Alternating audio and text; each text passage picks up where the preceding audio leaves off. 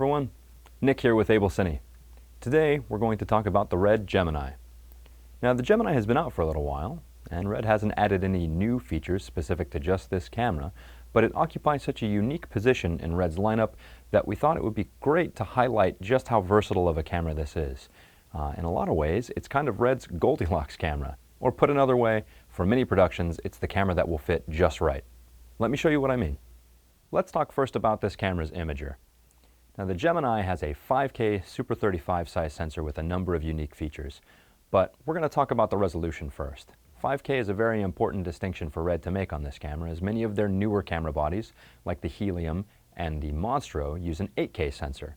So why would they step that down from a higher resolution to a lower resolution?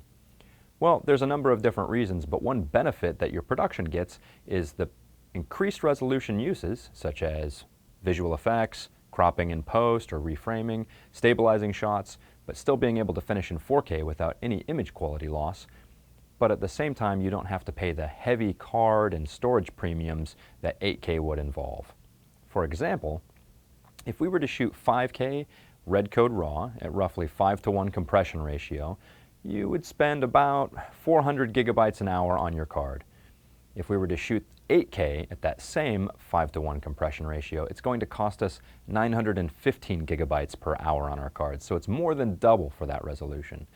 Even if we were to increase the compression ratio on the 8K, say going to 8:1, it's still going to cost us 570 gigabytes an hour on those cards.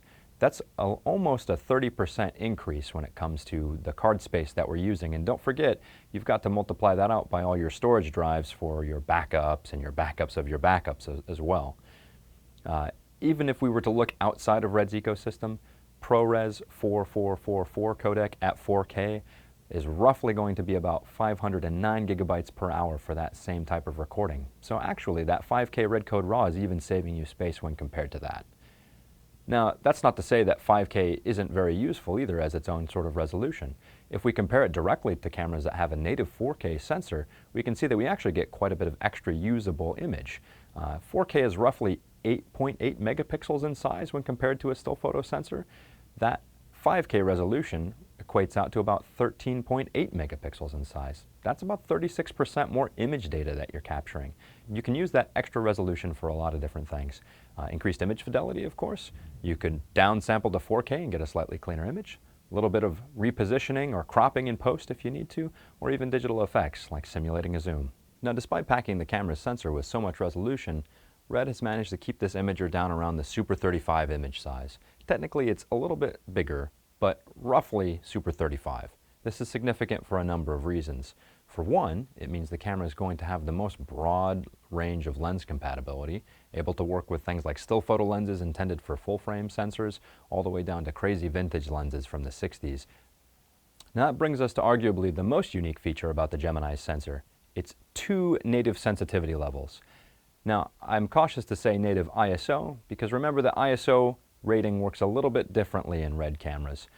But suffice to say, the way this camera is set up, if you were to rate the camera at 800 ISO in the base mode, when you switch it to the low light mode, you could rate it up to about 3200 ISO and you'd have roughly the same noise performance. That means that there's a separate circuit within this camera to make sure that you don't increase that signal to noise ratio. So remember, digital cameras work by gaining up the sensor, even though we use the ISO terms to give us a rough equivalency to expose with things like a light meter. Obviously, that increased sensitivity to light is hugely beneficial to any workflows that would normally be working in an available light situation. So for independent filmmaking, documentary, or run and gun workflows, that's a big benefit. And let's not forget, of course, that the Gemini is part of Red's DSMC2 ecosystem, meaning it's part of the unified body shape and design that makes accessories and other equipment broadly compatible across their full line of cameras. The number of first-party and third-party accessories is already staggering, but far from just replicating basic functionality, many of these accessories add features that you would be hard-pressed to find outside of the custom shops of a big rental house.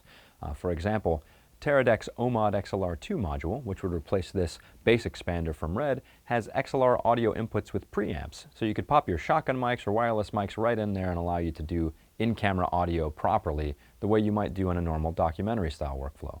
Or you could also add Teradek's RT module underneath the sidekick here, which would put motor outputs for lens control right on the camera body, meaning you wouldn't have to rig an external device to drive them. That even allows that combined with the EF mount for the camera to talk to the autofocus motors in still photo lenses and control those with the same wireless handsets you'd control the bulkier motors with. That's a feature that you would normally expect to find on something like a Panavision lens, which isn't even available for purchase. Coupled with the dual native sensitivity mode, allowing the camera to shoot in low light and available light situations, the Gemini brings production value you'd normally expect to find on the very, very high budgetary levels down to a more intimate level of production. On the post-production side of things, the Gemini has the same color management hardware that the Helium and the Monstro have, allowing it to take full advantage of Red's second-generation image processing pipeline software, with full tone mapping controls as well as CDL and LUT capability.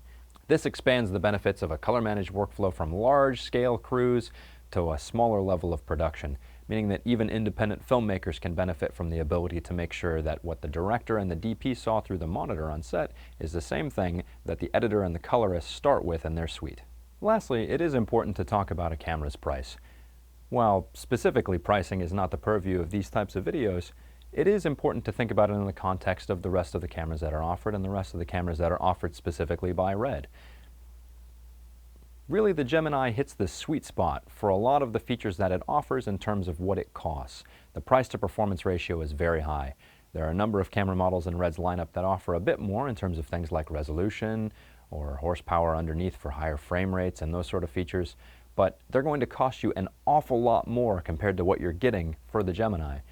And in terms of productions that are looking for a cinema-type camera or a camera with a very cinematic look, who would otherwise be shooting things that would typically have lower budgetary levels like a documentary or independent filmmaking, the Gemini is a lot closer within their grasp. And things like dual native sensitivity are going to allow the camera to save them money on other areas or shoot in situations that they otherwise could not afford to. Often when it comes down to picking the right tool for the job, it's about how many boxes you can check off on your list of needs. We think that the Red Gemini might be Red's camera that checks off the most boxes for the most diverse group of people in shooting environments. Hopefully this video has given you some insight onto how you might be able to use a Gemini in your next production. As always, thank you for watching, and we'll see you on the next video.